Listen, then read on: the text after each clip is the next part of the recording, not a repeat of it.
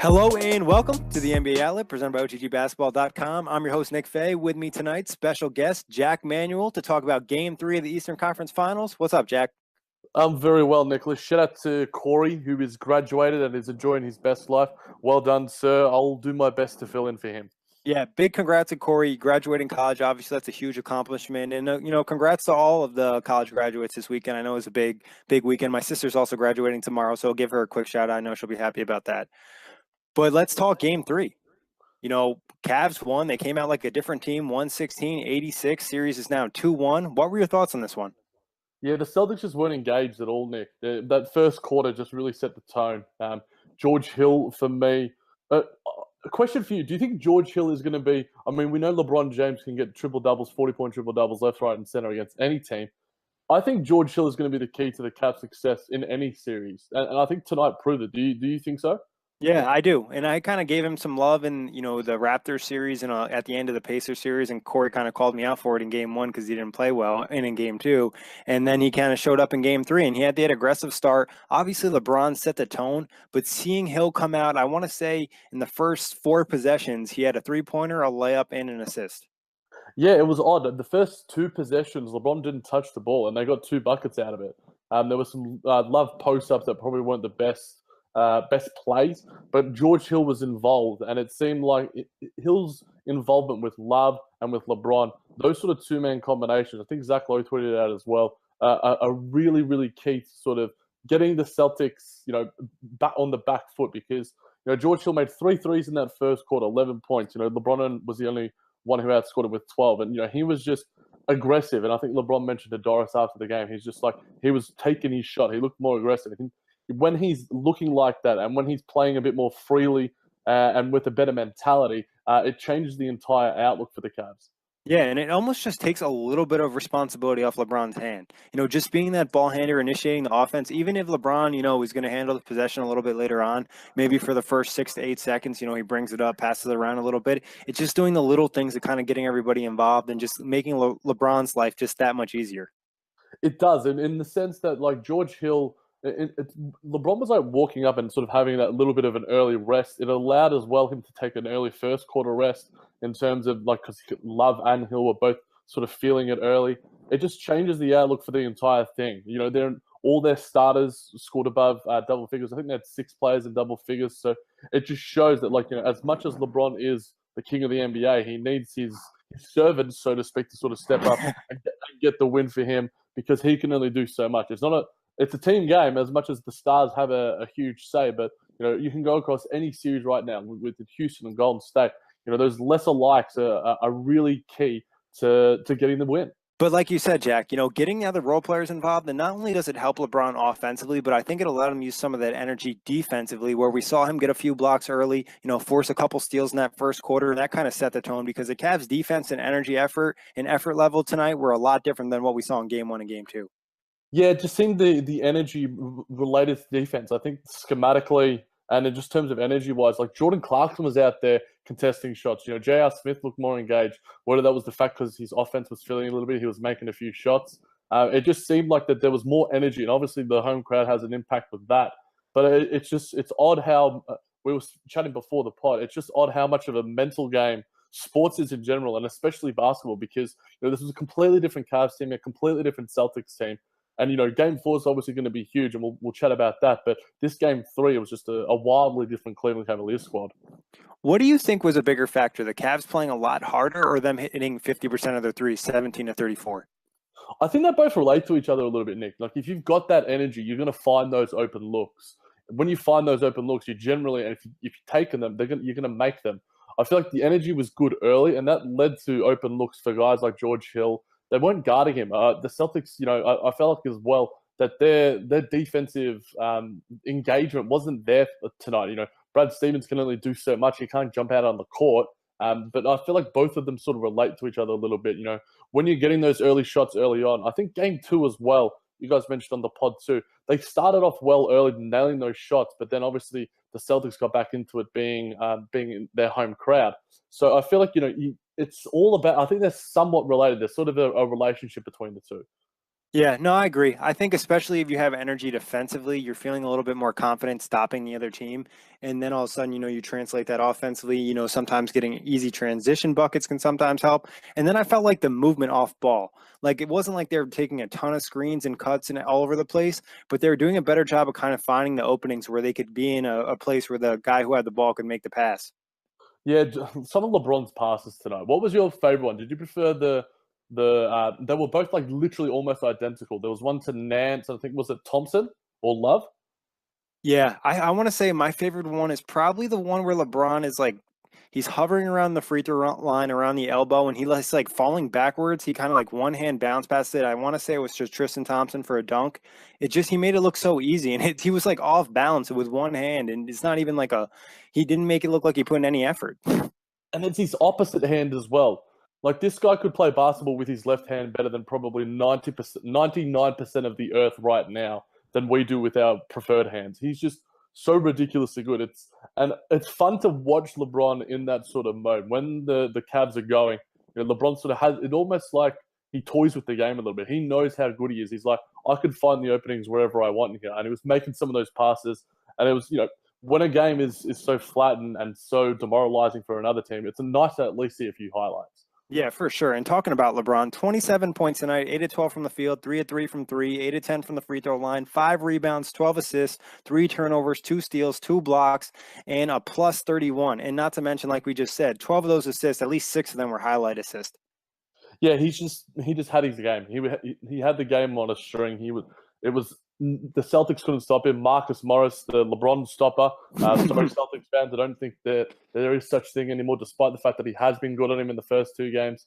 When LeBron wants to make his mark on the game, he will. And there was just no one that could stop him. And I feel like we mentioned it earlier. His teammates sort of did the work for him early, which allowed him to sort of go, okay, my teammates are rolling, cool. Now I can do my thing. I still worry sometimes about his clutch free throws. Yes, he was 8 of 10 from the line, but I sent a tweet out. That's in terms of GOAT status, and we're comparing him to Michael Jordan. That's one thing I don't think he's ever going to really be able to claim himself as being better than Mike at.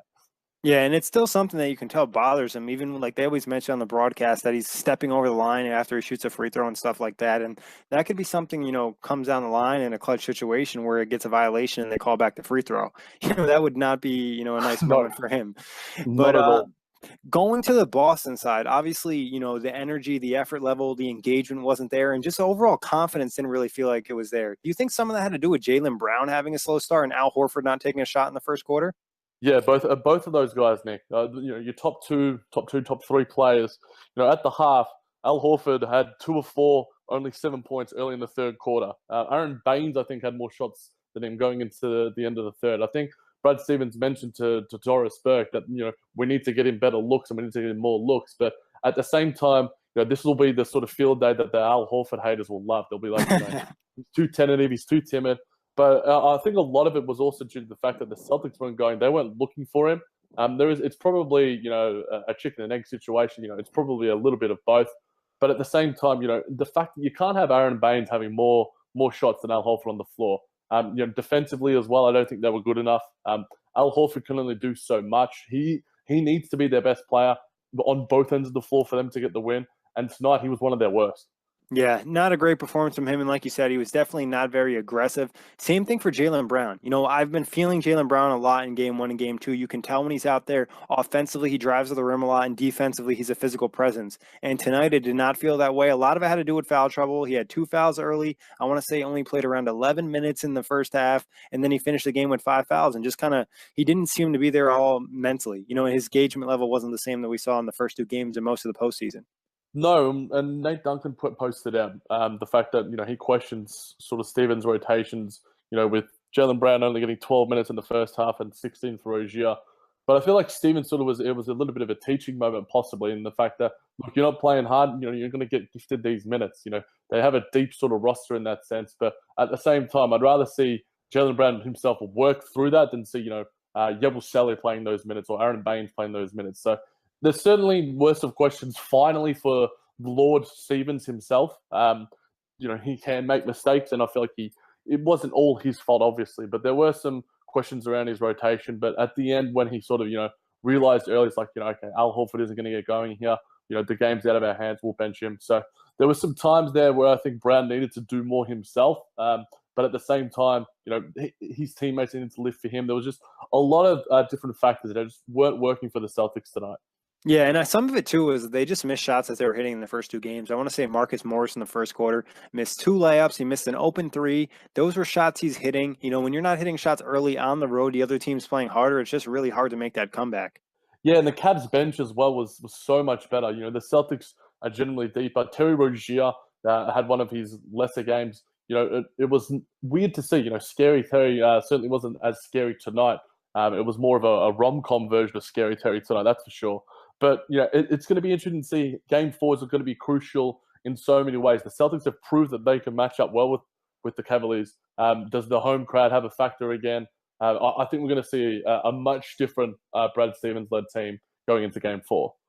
Yeah, no, I agree. I think he'll definitely make some adjustments. I want to say Ty Lue made some decent adjustments in this game. Like we talked about offensively, they did a better job getting some of the other guys involved, like George Hill. I think they ran a little bit more pick and roll. And defensively, it felt like obviously they put in a lot more energy and effort, but they were helping a lot more. The help defense was there. And I felt like that's not something we saw in Game 1 and Game 2, where the Celtics were getting in the paint, they were getting their open shots. Tonight, rotating, helping out a lot, and they almost forced the ball out of the paint. Yeah, Ty Lue literally is probably one of the most criticized coaches on the planet right now. And he does deserve credit for that, in terms of making those adjustments. Obviously, it's up to the players to execute, and they did. And that was probably the number one thing. It was nice to see some minutes from Nance and Thompson because at home, they're great rebounders. They're really good in the pick and roll with LeBron and George Hill. And finding them gives the whole squad some energy, gives the whole crowd energy. So it just lifts the team. So Ty Lue certainly made some nice adjustments, but I think Brad Stevens will be making some of his own next game. When did you think this game was over for sure, Jack? Mid-third quarter, early third quarter? Where did you think this one was done? Yeah, I'd say early third, Nick. There didn't seem to be. There was a lot of people on Twitter sort of saying, this game isn't over at the half. And, the Boston Celtics can obviously go on a run. And we chatted about the fact that if they went on an 8-0, 10-0 run early on, that there would have been some life in the game. But, early on, the Cavs in that quarter sort of just put their foot down and like, no, this is our game. We're going to make this a blowout. And, Jeff Van Gundy and Mark Jackson start speaking about the royal wedding, it's over. Yeah, it definitely was. And like we were talking about too, Chubaka was probably more entertaining than the game in the second half. Yeah, I think I tweeted out, like, the only thing that would make it more entertaining if Brad Stevens was allowed to sub in Chewy. Exactly. Do you think this is Boston's worst performance of the postseason so far? It'd certainly be up there in their top 2 or 3. I didn't get to see a lot of their Bucks series, but those games were mostly quite hard fought as well. So and against the Sixers, they were really, really good. So it'd probably be at least their first, if not second, worst performance on both ends of the floor. I think overall there were just so many things that went wrong, and there weren't many positives or many good takeaways from the game. So if you're a Celtics fan, the fact that this is the worst that you can get, and the only way is up, is a positive. But they're certainly going to want to have to take and bring some confidence and some energy going into Game 4. If they start the game slow again and not making their shots, then Cleveland can certainly have their way because they're the better three-point shooting team. Offensively, they are the better team in terms of talent and in terms of their schemes and how they work in their three-pointers. So for me, but at the same time, the Celtics have this squad of this next man up mentality. So it's going to be interesting to see. Early game, first quarter of Game 4 is going to be crucial for both teams. How much do you think this win will help the Cavs' confidence, especially for the role guys like we talked about? Obviously, getting a blowout like this at home, it kind of changes the feeling after the first 2 games of the series. Oh, it's going to be huge. It's going to be absolutely massive. The fact that if they went down 3-0, it's over, and there's no coming back from that. Despite the fact that they've beaten the Golden State Warriors, they blew a 3-1 lead. It's not going to happen. Lightning isn't going to strike twice. It's never happened in the history of the NBA. So the fact that they got this win and the way they played and the fact that everyone was involved is going to give confidence to the entire squad. And I feel like LeBron will be able to have that trust for his teammates a little bit more as well going into Game 4. So I feel like this changes the series outlook somewhat. But I had initially the Cavs in 6. Now, I don't see them winning 4 games in a row. So they're going to either have to end the series at the TD Garden in Boston, or they're going to have to be absolutely awesome in winning the next couple of games. Yeah, it definitely is going to be an interesting, rest of the series. And I think you're right. I think the confidence for the Cavs, just the 3-point shooting alone, shooting such a high percentage from three and getting guys going. Like we saw J.R. Smith, he didn't have a huge game, but he did knock down a few shots. And that's something we couldn't say in the first two games of the series. Kyle Korver didn't miss tonight. And he's a guy, as soon as he gets hot, like he could be hot for the next 10 games. So he's a guy. And we talked George Hill. George Hill looked more aggressive. He didn't shoot great. Kevin Love isn't shooting great, but it feels like he's playing better. He's having different impact on the game, and he actually has had a couple good defensive possessions too. Yeah, I was going to mention that. He looked okay down low against guys like Monroe. There was times against Horford where he looked quite good. And yeah, he's rebounding. I feel like Kevin Love is one of the most underrated, awesome rebounders in the NBA today. And if he's not having an impact, with his post moves or with his 3-point shot, he can still have an impact on the floor. There's that one play in the crucial championship winning series where he made that play on Stephen Curry. When he's there and when he's on and when the game's sort of working for him and the energy's right, he can be okay defensively. It's just like you're not obviously going to run a defensive play through Kevin Love. But Nick, were you surprised not to see Rodney Hood in garbage time? I want to say there's something more to that we don't know about. Obviously, Yeah. Hood had that thing where in the Raptors series where he wouldn't go in the game. Like, it seems strange. I wouldn't be surprised if he complained about his minutes again or something like that, and they're just like, all right, we're not going to play you. And, Rodney Hood hasn't played well in the postseason. There's nothing that I've really seen from him that's been like, oh, man, I want to play him more minutes. Like, he has had opportunities to prove himself, and he just hasn't, shown up. I'll put to you, the Ringer mentioned this as well. Who do you think has lost themselves more money from this season alone? Rodney Hood or Nerlens Noel? I think it has to go with Noel. Because Noel, I think, has probably a higher ceiling, at least for what he showed last year in Dallas at the end of the season, and then not being pretty much played all season long. Like, you could kind of make this situation for Rodney Hood be like, all right, in Cleveland, something just wasn't right. A lot of people have said the locker room's been kind of sketchy, or in the same thing with the front office. And in Utah, there wasn't really a ton of issues with Rodney Hood. He's still relatively young too. Noel is young as well, but it's not the first time we've had issues with him. In Philly, there was questions about his work ethic, and now in Dallas, there have all these issues. So, but what about you, Jack? Yeah, I mean, when the highlight of your season is eating a hot dog at halftime, it's not. That's all I could think about when you asked me the question. Yeah, it's generally not the best sign, and apparently, there's rumors floating around, and they've been relatively confirmed by the fact that Nerlens knocked back a 4-year, $70 million deal. To knock back a deal of that elevation, he's certainly going to have some moxie to do that. But it's going to be a big season for both of those guys next year, wherever they end up. It's going to be. I don't see Rodney Hood on this Cleveland Cavaliers squad, and obviously I don't see Nerlens Noel for the Dallas Mavericks. But Rodney Hood, I like this. You can sort of spin it. His agent, if he's going out there to free agents, can certainly spin it away. But if you're, I think Maverick Carter is Maverick Carter Nerlens Noel's agent. I think he's with like LeBron's squad. Yeah, I'm not sure who his agent off the top of my head. But one other thing too for, Rodney Hood is, like you said, he can kind of turn it that way. And Noel, he turned down so much damn money. Like, even if Rodney Hood had a great season, he wasn't going to get that type of money regardless. No, and I've had I was, sort of doing some back and forth with Evan Dial on Twitter today. And my take was before the season that Rodney Hood would be the most improved player. So I've been wrong plenty of times. I picked the Raptors in 7. So, I've got to own my losses. I've got to take those L's. I've taken plenty of L's in the past couple of weeks on Twitter. But I think as well, Nick, just a little fun one. What do you think was better shade-wise from LeBron? Playing peekaboo during a timeout, or him throwing that towel inches away from the dude with the MAGA hat? I'm going to go with throwing the towel away from the guy with the Trump hat, because that's obviously on a bigger scale and it means more, especially to a lot of us NBA fans. Like, him doing that to him, it's like, all right, spit in those Trump haters' faces and just don't show up to the game, please. And the peekaboo thing, that's just savage. That's just LeBron. But also, he loves his kids. And to be honest, the game was over. Yeah, I know. You can probably there'll be fans out there that I'm sure will find a million ways to sort of.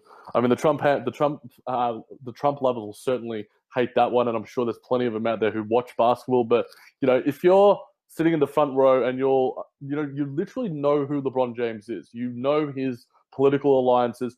He called literally the dude whose hat you're wearing a bum, like on Twitter, one of the most retweeted tweets of any athlete ever. So, seriously, know where you are and know your role. It was bewilderingly funny. But the peekaboo thing as well was awesome because he's an awesome dad. He's got his kids as well. He always reps them. And this is the same Cleveland team that was playing flip the bottle out in New York. So I love it when these sort of little things happen in sort of crappy games, because at least we get something to sort of talk about from them. And talking about some of the things, off the court, the team morale for the Cavs was a lot better tonight. There wasn't the eye rolls like I think Van Gundy pointed out, and on the Boston side, they were a little bit more frustrated. And the Cavs side, they seemed a lot happier. Yeah, it's always about the camera work of ESPN, and there was a couple of times when they scrolled to the bench, and I know I had a field day and posted a tweet out of the picture of Jaylen Brown and Terry Rozier, and plenty of others did the same. So the camera work's obviously awesome there. I feel like this Celtics squad isn't going to really take too much away from the fact that this isn't going to deflate them in a sense in terms of their team morale. They've built that up for over an entire season and an entire 2 rounds, so they're going to be fine. The Cavs needed this win more, and they needed it for not only just so many different factors in terms of LeBron staying and all these different factors, and in terms of the teammates having confidence, because and also I think basketball karma hit Boston fans, because I think it was NBC Sports Boston did that little worst, most useless Cavs players, and they had Tyronn Lue, George Hill in it, and I love the fact that basketball karma is a thing, and the whole ball don't lie thing, but for here, Boston fans, it's time to just take the L and move into game 4, and hopefully don't talk so much shit next time. Exactly. And honestly, that's not a good look for NBC. I think it was NBC Boston, to post something calling Cavs players useless, and they had Ty Lue on there. That's bulletin board material, right off the bat. That's just asking for someone to step up. But talking about stepping up, obviously LeBron had the amazing game like you talked about. Who would be the next Cav for you that had the best game? It was George Hill for me, Nick. Obviously, a point guard next to LeBron, generally he's never had the best of them. Mario Chalmers, Norris Cole, all these sort of guys. Kyrie Irving has, they've always had that sort of fractured relationship somewhat. But, George Hill seems like the perfect sort of glue for LeBron. He can make a 3-point shot. He's decent defensively. He can make plays. He's the point guard that he's wanted since 2016. So George Hill I mentioned the fact that he's the key to sort of the Cavs' success going forward and winning this series, and I stand by that. Yeah, no, I think George Hill, like you said, aggressive too, getting some of the role players going early with his tone. And then, obviously, like we talked about the front court, Kevin Love had some nice moments. Tristan Thompson, I think, has been underrated in this series, not only rebounding-wise, obviously 3 offensive rebounds, but he actually has some switchability to him, and defensively, he puts in a lot of effort and energy, and I think that's something this Cavs team needs. But who needs to step up for the Cavs in the next game? Anybody? I think, Kyle Korver was somewhat quiet in terms of their 3-point shooting. J.R. Smith was serviceable, but not great. Kevin Love wasn't his, all-star worthy self. So there's certainly room for improvement. But I feel like at the end of the day, if you're getting, double figures from 6 of your players, then that's all that really matters. You're getting a real team effort. Obviously, you want LeBron or 1 or 2 guys to start. In this case tonight, it was George Hill. And I feel like, if that's what's happening, then everything else is really gravy and the cherry on top. So there is room for improvement in terms of a certain guy stepping up, but at the same time, as long as you're getting a win, and a 30-point win in any game, let alone a playoff game, is perfect. Yeah, I think you hit it on the head when you said the 6 guys in double figures. I want to say in game 2, there was only 3 guys in double figures, and that was LeBron James, Kevin Love, and somebody else had maybe 10 points, and maybe Tristan Thompson, or was somebody with 9, just not a ton of points. And tonight it was a completely different thing, and it was a team effort. And Boston, on the other hand, struggled finding scoring across the board. So, but on the Boston side, who was the best player tonight? Anybody stick out or not really? I literally, for the life of me, all the notes that I took, Nick, they were all negative in light of the Celtics. I can't pick a person. I just literally, it was all Cavs tonight. And in a 30-point loss, generally there's someone. Tatum was okay early. Maybe the Kobe Bryant put a curse on him doing that detail episode on him, and it was just like he was feeling like Kobe too much, taking too many shots. But he was okay, I guess. But other than that, I can't really think of anyone. Yeah, he had some good moments in the game, and I still think he's a person who's kind of a mismatch for a lot of the Cavs, and unless they send help his way. 6 of 10, 6 of 8 from the free throw line, but he had moments in the game, where his rookiness stepped up, and he kind of disappeared. You didn't really feel him out there. And that's something like a lot of the Celtics players, you could feel them out there in game 1 and game 2. In this game, you just really didn't feel a lot of the guys, and their impact just wasn't there.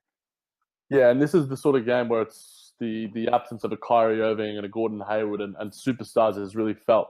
When you want a guy who can sort of get a bucket and get hot for you and sort of change the tide and the flow of the game, in this sense, they just didn't really have that guy. Al Horford has been that guy across the entire playoffs for them, but he wasn't obviously on tonight, one of his worst games across these playoffs.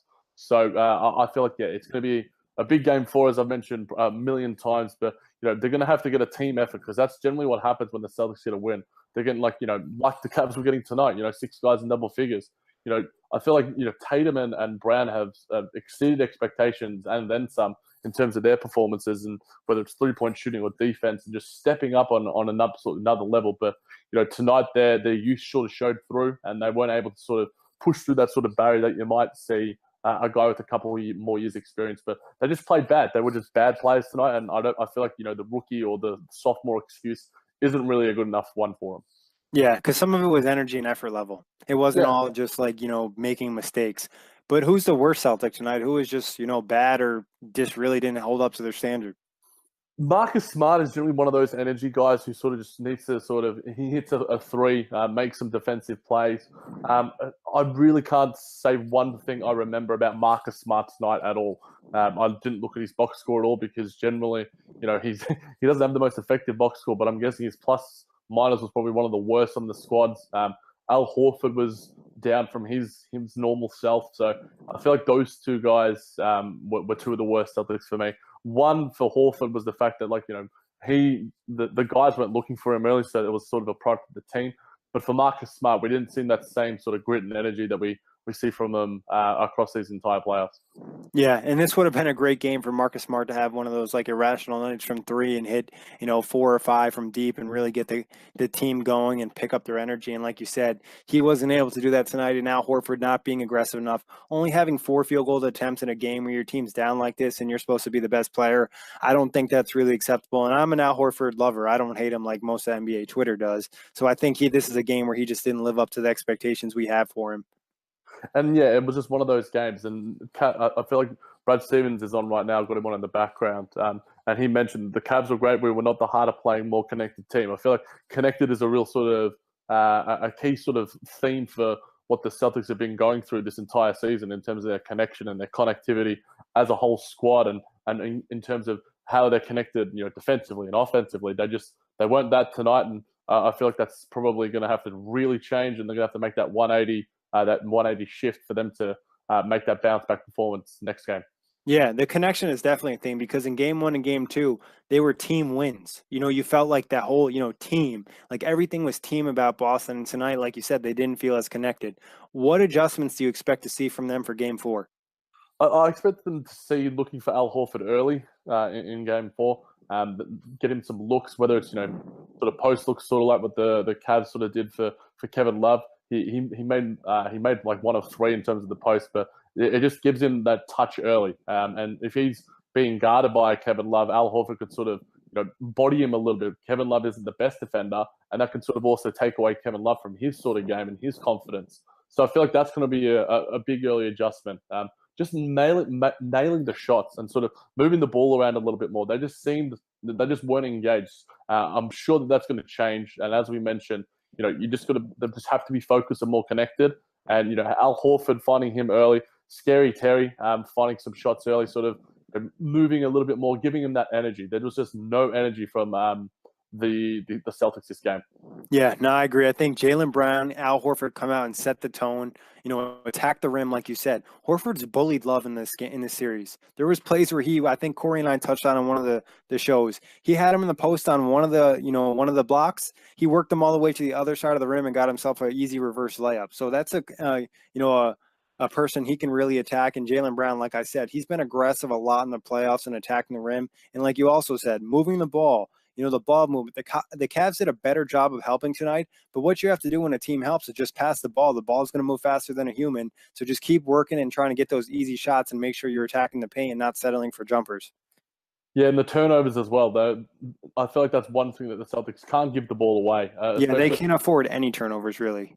Yeah, they've only got, obviously they're great defenders, but giving the ball to LeBron in transition, the Cavs can be quite lethal in transition, especially with LeBron throwing oops to left, right, and center, and George Hill in the form that he's in. So they're going to have to take care of the ball a lot better also. Yeah, and I think in general, like obviously we've hinted at this a million times, but the energy and effort level just needs to be higher. The Cavs' life was just too easy tonight, and a lot of that had to do with the Celtics not making it difficult, and that's been something they've done all postseason is they made sure you had to beat them each game. But on the Cavs side, what adjustments do you expect to see from Game 4, if any? Not really many, Nick. I feel like the rotation might be similar. I don't really expect to see sort of Rodney Hood out again. I feel like they're just going to do more of the same and just bring that momentum, bring that confidence going into game 4. If they can, then it'll go a long way to getting the win. I feel like they need to have a massive start also. The fact that they were up by 15, 32-17 after the first, that sort of set the tone going forward. They extended their lead in the second and at the half. So, taking each quarter one at a time is going to be key for the Cavs. Not getting ahead of themselves. As some of them might do. A guy like a J.R. Smith, is known for having a sort of a rational mentality at the best of times. So, just staying focused in terms of getting the job done, sort of having that workman's-like mentality, similar to what the Celtics have had this entire year. Yeah, I think they just got to come out as desperate as they were tonight in Game 3. Same way in Game 4. Obviously, you can't afford to go down 3-1. You need to even up the series 2-2. And I think another area, just kind of work those off-ball cuts. Some of them being LeBron and Kevin Love hooking up, and in the previous games we saw it be Kevin Love. I think just keep the Celtics defense. Don't make it easy to put a lot of pressure on LeBron. And that's what they did tonight on the Cavs side. Is LeBron did a great job of finding guys that got open, but they also did a good job of getting to open space. Yeah, they were just working hard, Nick. They were working really, really hard on both ends. They weren't stagnant, which is one thing that the Cavs offense can look a lot like at the best of times. Kyle Korver is a guy that is moving like crazy. Obviously, he's guarded quite well by the Celtics this series, but it's not up to just that sort of two-man combination of Korver and Love. George Hill can do it. Jordan Clarkson can do it. Movement, it just creates all these little openings and all LeBron needs is, an inch of daylight for him to find a little opening and find these guys for some good open looks. Yeah, and you asked me about a pass that I really like from LeBron, and I mentioned the one to Tristan Thompson. I think there was another one to Tristan Thompson where LeBron hit through a bounce pass, and it was probably like 2 inches from hitting Al Horford's knee, and he somehow still got it underneath there and got the bounce, so it was right up to his offensive player, and he got the easy dunk. It's just ridiculous. And like I said, the Celtics, they need to make life harder for the Cavs, and they're going to try to make life hard for LeBron. It's up to his teammates to make LeBron's life as easy as possible going into Game 4. Yeah, it's going to be a team effort as it always is in basketball. Plenty of cliches, obviously, but the cliches generally ring true. They're cliches for a reason because, they're generally true. Exactly. So predictions for Game 4, Jack? I think that I reckon the Celtics might steal it here. A little bit of an upset. I feel like they're going to go. Going to be up. Brad Stevens is going to have the prime that ready. I think it'll be probably one of the closer games from this series. One of the more hard-fought ones. And it could go right down to the wire. Honestly, I don't know what to think about this Cavs team anymore. After the Raptors series, I was like, oh, wow, this team's actually getting their shit together. They're looking pretty good. And then next thing you know, there's Game 1. They don't show up. Oh, there's Game 2. And then they only show up for the first quarter and maybe the first half. And now tonight they play lights out. So I really have no idea what to expect. I guess I'm going to lean to Cavs in Game 4 just because I want to see a series in a longer series. But I agree with you. I think it's going to be a close game, and the Celtics will have a chance to steal it at the end. But LeBron's going to have probably a couple of moments where it's like, oh. Yeah, and it's going to – I feel like his teammates are going to have a couple of moments as well, whether it's, nailing their threes or whether it's, having a partnership with LeBron, having a two-man sort of highlight. I feel like, the Cavs are – the Cavs are a bipolar NBA team. They're up and down. We don't know what we're going to get from them. It's almost like it's a lucky roulette with them. You spin the board and it's like whatever it lands on. Is it a good team? Is it a bad team? They show how good they can be. But it all comes down to how whoever's the most engaged for the longest amount of time. Whoever can maintain the momentum. If one team sort of gets down by a little bit, can the other team come back on a run? I expect a much closer game in Game 4, and if I'd be very surprised if it's not. But at the same time, anything can happen. Yeah, I wouldn't be surprised. I mean, like, I'll be surprised, but I won't be surprised because this Cavs team is unpredictable, like we mentioned.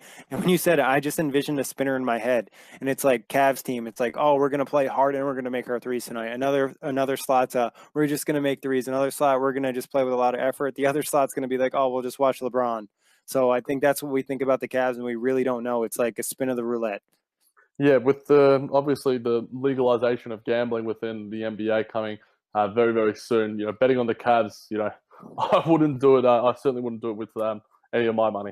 Exactly. But that wraps it up for today. Jack, as always, thank you for hopping on. Thank you, everybody, for listening. You can catch all of our game recaps of the Eastern and Western Conference Finals on iTunes, Blog Talk Radio, OTGBasketball.com, and Google Play.